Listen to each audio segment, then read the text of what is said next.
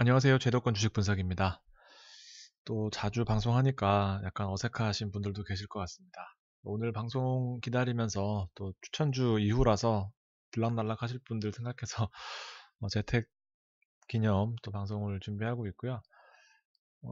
일주일에 2번 이상씩은 하려고 노력합니다. 그리고 뭐 최근에 반성 사건 이후로 오히려 구독자분이랑 유료 회원들이 엄청 많이 늘었어요. 그래서 한 가지 당부드리고 싶은 거는 아무래도 시장이 고점에 있다 보니까 또 제가 일일이 쫓아다니면서 매수 매도를 권할 수 있는 뭐 능력도 안 될 뿐더러 뭐 정확히 시장을 예측하는 것도 사실상 어렵기 때문에 늘 강조드리는 5% 이상 수익이 났을 경우에는 이제 제가 따로 액션을 말씀드리지 않더라도 잘 매도하셨으면 좋겠다라는 말씀 드리고 싶습니다. 자, 오늘 시장 정리하고 또 종목들 보고 또 안 올라온 애들 뭐가 있는지 살펴보면서 뭐 간단하게 마무리하도록 하겠습니다. 자, 시장에서 중요한 지난주부터 이번 주에 가장 중요한 포인트는 결국 유동성이다 말씀드렸었고요. 뭐 중요한 내용들은 증시 충격은 급진적일 때 발생한다 했었고 지금 오늘 어쨌든 이제 바이든 대통령 시대가 개막됩니다. 그래서 그 부분에 있어서도 중요한 포인트들은 일단 보시면 큰 내용들은 없어요. 이제 오늘까지만 보여드리고 이제 그만 세뇌 교육 시키겠습니다. 21일 내일 ECB 금리 결정, 유럽 중앙은행의 금리 결정이 있음으로 해서 조금 시장의 변동은 있을 것 같습니다. 그래서 오늘 포인트는 좀 정리를 해드리는 게 좋을 것 같아요. 아무래도 시장의 어떤 움직임의 이유, 그리고 언제 빠질 것인가, 빠질 가능성이 있을 것인가에 대해서 이제 오늘도 역시나 개인하고 기관의 매매 공방이 시작됐습니다. 개인들이 뭐 많은 업종에 있어서 좀 힘을 주어서 매수하는 반면에 기관은 좀 매도세로 일관하는 모습을 보였고 그 힘이 부딪히면서 결국 보합권에서 등락 반복하고 그런 좀 어떻게 보면 재밌는 시장이었습니다. 오르는 애들은 좀 힘주어서 오르는 모습이고 빠진 애들은 좀 이렇게 나뒹구는 모습. 저의 매드팩토 같은 종목들은 나뒹굴었습니다. 뉴스 보니까 트럼프 대통령이 이제 플로리다 자택으로 출발한다라고 하네요. 지금 8시 한 10분 정도 된 시간인데 곧 취임식이 있을 것 같고 아까 뉴스 보니까 한 5시간 후에라고 하더라고요. 그러니까 뭐 우리나라 시간으로 새벽 1, 2시 될 것 같습니다. 그래서 뭐 전장을 방불케 하는 그런 뭐 엄청 심한 경호 속에서 취임식과 함께 바이든 시대가 개막될 것 같습니다. 어제 중요한 내용은 바로 이겁니다. 어제 시장이 미국장이 올랐거든요. 그래서 우리 잘 아시는 전 연준 의장, 현재 미국 재무부 장관이 대규모 경기 부양책을 지지한다라는 발언이었고 그 규모는 무려 2조 달러였습니다. 그래서 앞서 보셨다시피 급진적인 어떤 시장의 변동 가능성은 일단은 배제하고 금리에 대한 부분도 크게 당분간 신경 쓰지 않아도 될 것 같다. 아울러서 우리나라 금리 같은 부분도 일단은 당분간 올릴 가능성이 좀 희박하다라고 보여집니다. 그래서 그런 내용이 있었고요. 바이든 대통령의 큰 기조가 오늘 나왔습니다. 법인세 인상 당장 하지 않고 미국의 지금 바이든 대통령이 시장에 11월 달에 충격을 줬던 가장 큰 이유가 법인세를 다시 원상 회복시키겠다라는 부분. 그래서 법인세 올리면 어쨌든 기업 가치나 뭐 기업 경쟁력이 떨어지는 것 아니냐, 트럼프가 낫다 하면서 바이든이 좀 앞설 때, 지지율에서 앞설 때 시장이 급락했던 적이 있었습니다. 그런 부분을 감안해서인지 법인세 인상 당장 하지 않고 경기 회복한 이후에 그것도 OECD 국가들과 협력한다는 전제를 깔았습니다. 그래서 일단 경제적으로 아주 우호적인 입장을 보여주고 있습니다. 우리나라 시장은 일단 좀 환호하는 모습이었어요. 그래서 운송장비 업종 아무래도 강세를 보일 수밖에 없었을 거고 증권주 일단 차익 실현을 좀 나서는 모습이에요. 그래서 KB금융도 45,000원, 48,000원 역시 제가 딱 48,000원 봤던 것도 이 이상은 좀 오바다 싶었는데 47,000 얼마 찍으면서 지금 45,000원에서 계속 좀 지지부진한 모습 보이는데 올라가 줄 때 못 올라가면 결국에는 빠지더라고요. 그래서 두 가지입니다. KB증권 가지고 계신 분 엄청 많으실 텐데 43,000원 단가라고 봤을 때 45,000원 현재 시점에서 매도 혹은 43,000원을 이탈했을 경우에 매도 두 가지 정도로 나타낼 수 뭐 판단할 수 있을 것 같습니다. 이렇게 말씀드리면 대부분 여기 선택하시더라고요.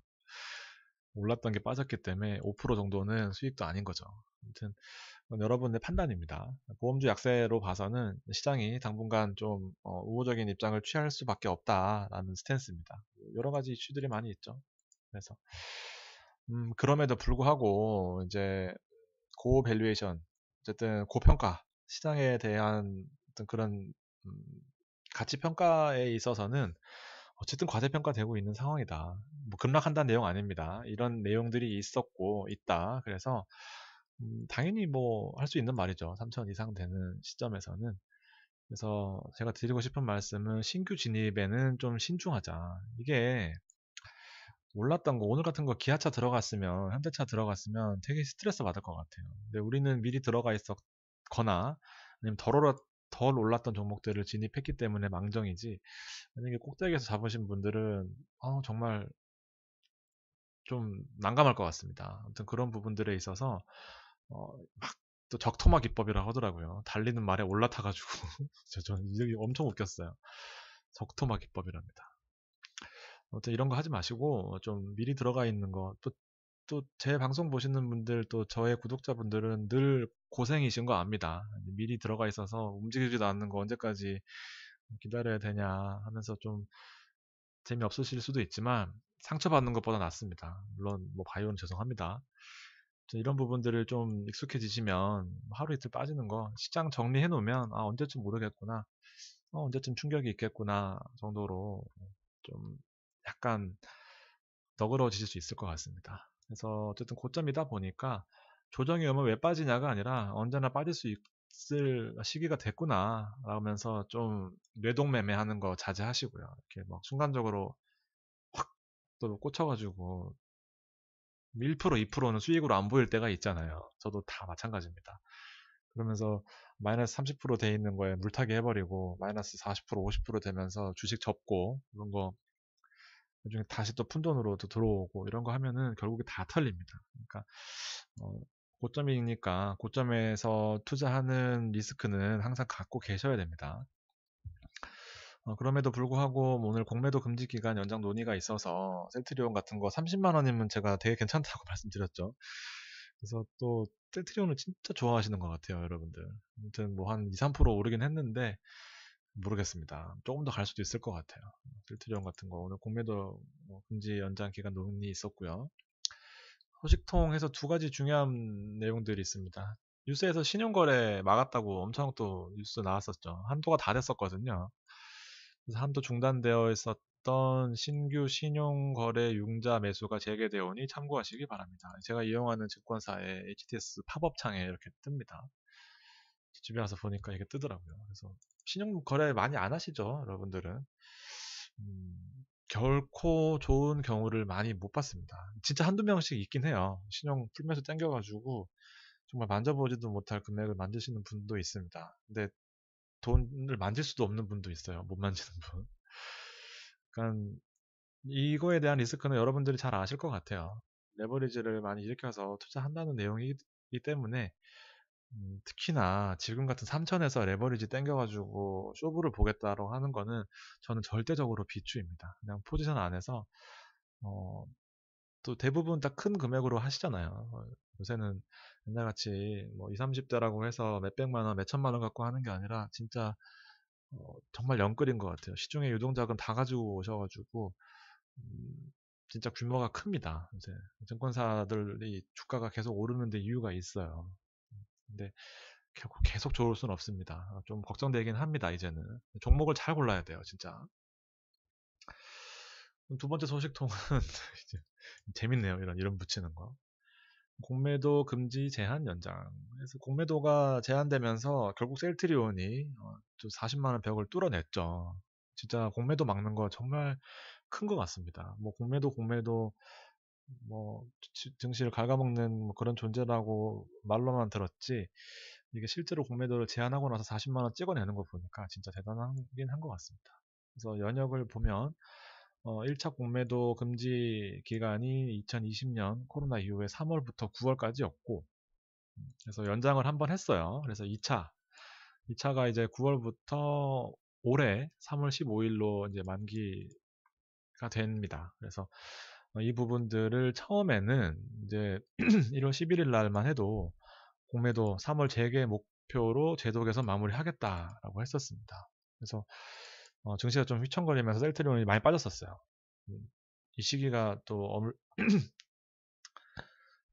좀 비슷한 또 그런 타이밍이 맞아 떨어졌고요. 오늘 또 한창 이렇게 또 간을 봅니다. 이런 거 진짜 별론 것 같아요. 물론 떡을 그냥 주는 것보다 이제 줄까 말까 하면서 주는 게 더 받는 입장에서는 감개무량하겠지만, 앞에서 또 10일 만에 열흘 만에 또 입장을 바꿔가지고 공매도 금지 연장의 무게에서 뭐 결정할 거고, 이 내용들은 뭐 연장을 주장했고 민주당이 뭐 의원이, 그래서 당 분위기와 또 투자자 보호를 생각해서 공매도 금지하는 방안을 좀 연장하겠다. 또 이런 내용을 또 슬쩍 흘리고 있습니다. 또 비슷하죠. 대주주 우리 왕 요건 강화시킨다고 막 시장에서 이렇게 해놓고는 결국에는 대주주 요건 강화 밀었죠. 그러니까 아마 또 비슷한 수순이 아닐까 생각됩니다. 좀 진짜 별론 것 같아요. 시장 예측하는 데 있어서 정말 걸림돌입니다. 아무튼 증시에는 우호적인 영향을 끼칠 거는 사실이고, 셀트리온 같은 것도 좀 도움이 될 거다라고 생각합니다. 아무튼 중요한 포인트들이었고, 세 번째 소식통은 LG전자 휴대폰 사업 철수하겠다라고 오늘 뭐 내용 계속 나오던데요. 뭐 LG 스마트폰 사업을 쪼개 판다라는 내용이 있고, 베트남에서 가장 큰 그룹 빈그룹이 일부 인수하겠다라는 내용이 있습니다. 주가가 접는다는 얘기 나오자마자 12% 올랐습니다. 되게 좀 재밌는 것 같아요. LG전자 한때 좀 핸드폰으로 옛날에 프라다폰 이런 거 있었잖아요. 그런 부분에서 좀 날개를 좀 펼치다가 급격하게 이제 시대의 흐름을 못 맞추면서 꺾여버렸습니다. 근데 접는다고 했더니 12%가 올라서, 야, 이게 만년 8, 9만 원, 7, 8만 원 하던 게 18만 원까지 올랐습니다. 16만 원, 7천 원인데. 전 뭐 재밌죠, 이런 것들 보면. 자, 소식들을 하고, 그다음 시장의 중요 포인트, 그리고 오늘 대통령 취임, 그리고 뭐 앞으로 환경 관련된 주가 좀 탄력을 받을 것 같아요. 그래서 저는 특성상 이게 계속 주식을 좋은 쪽으로만 봐야 되는 그런 직업을 갖고 있잖아요. 그래서 좋은 쪽으로밖에 볼 수 없는 그 한쪽 눈밖에 없습니다. 그래서 여러분들은 제가 이렇게 마구잡이로 던지는 그런 이슈들을 잘 소화하셔서 본인이 감당할 수 있는 수준의 판단과 물론 소심하게 들리실지 모르겠지만 리스크 관리는 꼭 스스로 하셔야 됩니다. 그래야 저와 오래오래 투자하실 수 있을 것 같다라는 생각이 계속 들고요. 대신에 제가 큰 거시 경제 쪽은 잘 짚어 드릴 테니까 너무 걱정 안 하셔도 됩니다. 이쪽 부분은 제 전공입니다. 3,800까지 S&P 중간중간에 이슈 있었지만 잘 여기까지 오신 것만 해도 성공하신 것 같고요. 당분간도 좋은 랠리 기대하고 있습니다. 코스피 한 번 흔들렸어요. 이틀 연속으로 급락하면서 개인들 툼에 나왔었고 다시 주워 담는 모습 보이고 있습니다. 그래서 오늘 개인들 어제 오늘 강력하게 매수하는 그런 모습이고, 기관들은 강력하게 매도하는, 또 한 번의 충격이 또 예고되는 그런 시장 흐름이 이어지고 있고요. 좀 말투가 좀 바뀐 것 같아요, 제가. 그쵸? 오늘 개인 수급이 1조 4천억 들어왔고, 외국인과 기관이 1조 2천억, 1조 4천억 정도 매도하면서 증시 버텨낸 게 신기할 정도로 오늘 개인들 힘 좀 썼습니다. 한 번 충격이 또 올 때가 됐다라는 소리예요, 그러면. 그래서 상대적으로 코스닥 쪽으로 좀 비중을 실어서 제가 코스닥 종목을 좀 보려고 했더니, 제가 보이는 종목들은 원익 IPS밖에 없어요. 또 하여튼 코스닥 종목은 제 전공이 아니다 보니까 하여튼 여러분들이 더 잘 아실 것 같고, 뭐 원익 IPS 정도로 좀 힘이 실리던데, 하여튼 그런 부분들이 있었다 정도 보시면 될 것 같고, 개인들과 외국인 기관과의 이런 공방 하루 종일 있었고, 치고 올라오는 종목들만 치고 올라왔습니다. 수급적인 측면으로 보면 좀 선명하게 드러나요. 개인들의 이 양쪽 끝 라인을 보시면 뭐 대부분의 종목들이 강하게 매수세로 들어왔다라는 걸 볼 수가 있고, 상대적으로 기관은 많은 양을 매도하면서 차익 실현, 이거는 정말 차익 실현입니다. 전 업종 매도는 펀드, 주식, 뭐 선물 할 거 없이 다 매도했다 내용이고, 외국인은 그 와중에 전기전자 업종과 운송장비 업종에 좀 차익 실현이 나왔습니다. 화학 업종과 서비스 업종을 잘 봐야 되는데, 일단은 아직까지는 약간의 여력은 더 있는 것 같아요, 제 생각에. 그래서 조금 더 지켜보시고, 뭐 근데 신규 진입만 안 한다고 하면 뭐 어느 정도 수익 구간이 5% 이상이실 거기 때문에 당장 액션을 취해야 되거나 뭐 그런 내용은 아니니까 또 너무 깊이 받아들이시지 않으셨으면 좋겠고요. 외국인 수급 보면 SK케미칼이죠. 결국에 SK케미칼입니다. 우리 어저께인가 뭐 그저께 생방할 때 SK케미칼 투자문의, SK 투자문의 뭐 많았었는데, 결과적으로 SK케미칼이 그 가습기 살균제에 그 약간의 오게티를 벗어내면서, 물론 뭐 관련돼 있으신 분들의 그런 입장을 배제하고 주가적인 측면으로만 봤을 때 아무튼 무죄 판결이 나오면서 리스크를 떨어버렸고, 아스트라제네카와 노바백스 관련된 이슈들이 좋은 쪽으로 계속 나오고 있어요. 그러면서 SK 바이오 사이언스 상장 이슈를 배제하더라도 일단 좋은 흐름을 계속해서 보여주고 앞으로도 보일 가능성이 있었다. 그래서 매수 의견 드렸었던 거고요. 그다음에 LG화학, SDI, NC소프트, 오네가 PS 있죠. 그래서 LG노텍, 좀 화학주 관련된 주가 다음 사이클을 좀 노리고 있는 것 같아요. 좀 보이시나요? 시장이. 다음 사이클에 한 번 더 폭발, 그 다음에 이제 카카오와 네이버도 어느 순간 되면 이제 매도할 타이밍이 올 것 같습니다. 외국인들이 주도하는 시장은 이렇게 좀 흐름이 있어요.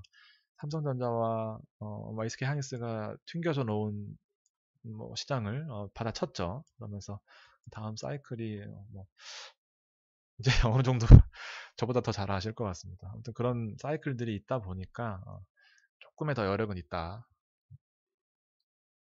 기관들은 뭐 LG전자를 매수하고 SK와 참고만 하시면 될 것 같고, 개인들은 삼성전자, 몰빵, 기아차, 몰빵, 현대차, 모비스, 이걸 지금 사고 있어요. 되게 신기하죠. 그러니까 어저께 제가 VIP 멤버십 종목으로 따로 커뮤니티에 올려드렸던 거 보셨는지 모르겠지만, 지금 와서 이걸 사라 그러면 저는 대답 못한다고 말씀드렸어요. 그러니까 왜 미리 안 사고요? 왜 미리 현대차 그렇게 17만 원, 18만 원대부터 사라고 할 때 안 사고 지금 와서 더 사야 됩니까? 그러니까 그런 거 말고, 그러면 못 올랐던 거, 그 종목 하면 좀 이런 사태는 안 일어나잖아요. 물론 내일 오를 수도 있어요. 모레 오를 수도 있고. 그렇지만 오늘 하루는 많이 불편했을 것 같습니다. 그래서 미리 들어가 있는 게 꼭 나쁘지만은 않다라는 내용입니다. 소프트웨어는 잘한 것 같고, 이노베이션도 있고.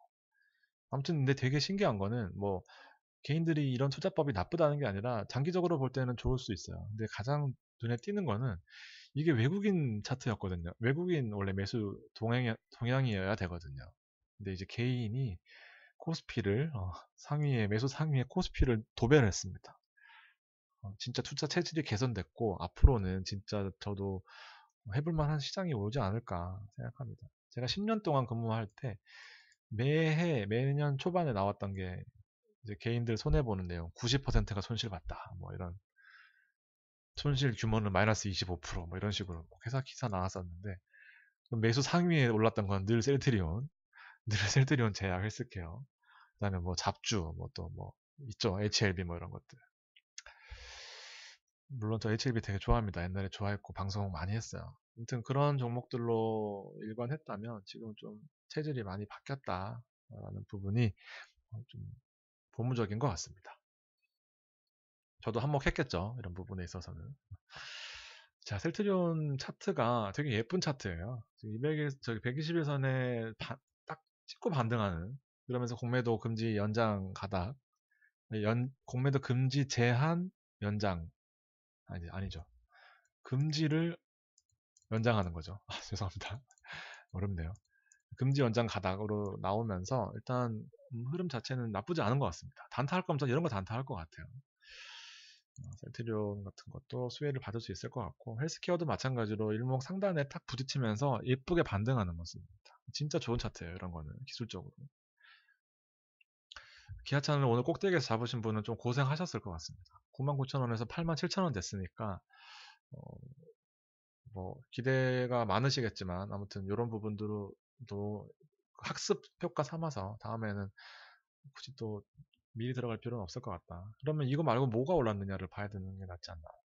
근데 중요한 건 뭔지 아세요? 이렇게 들고 있다가 또 내일 팔고 다른 거 사면은 또 다른 게 빠지고 이게 오릅니다. 사셨으면 들고 계시는 거예요. 사셨다면 들고 계시는 겁니다. 현대차 사셨다면 들고 계시는 거예요.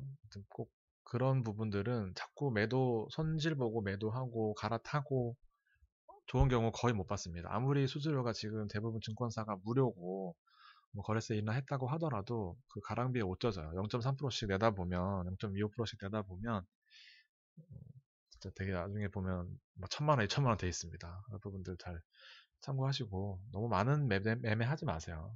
증권사 직원들이 유도하는 건데 매매 많이 하실 필요 없습니다. 이게 나와버렸네요. 이노션입니다. 아무튼 저도 개인적으로 기대하고 있어요. 상대적으로 덜 올랐고 오를 가능성도 있고 현대차 관련해서 제네시스와 앞으로 기아차, 애플카가 어떻게 될지 모르겠지만 적어도 그 이슈가 살아있는 한 좀 길게 보면 예쁠 종목이지 않나 생각합니다. 거래량이 거의 없어요. 좀 걱정입니다. 아무튼 이런 것들 괜찮아요. 오늘 사고 친 종목이 두 개 있습니다. 결국에 실리콘웍스가 큰 사고를 쳤고 매도 의견을 드리려다가 참았습니다. 한 번 더. 왜냐하면 거래 폭발하면서 안 빠지더라고요. 막판까지. 그래서 일단은 홀딩하는 쪽으로 갔는데 홀딩하는 쪽으로 간 게 아니라 매도 의견을 드리진 않았는데 앞으로는 여러분의 판단 영역이라고 생각합니다. 결국에는 실리콘웍스가 큰 사고를 터졌어요. 48,000원, 뭐 45,000원, 5만원 1년 내내 주구장창 얘기했었거든요. 주구장창 실리콘웍스. 그리고 올해 초 어딨나요? 2011년 올해 초에 제가 뭐 오르기도 직전이죠. 어, 연말에 방송했던 게 삼성전자와 실리콘웍스 두 가지로 IT 반도체는 접고 들어간다. 아무튼 잘 따라오신 분들은 좀 제가 보기에는 괜찮아야 돼요.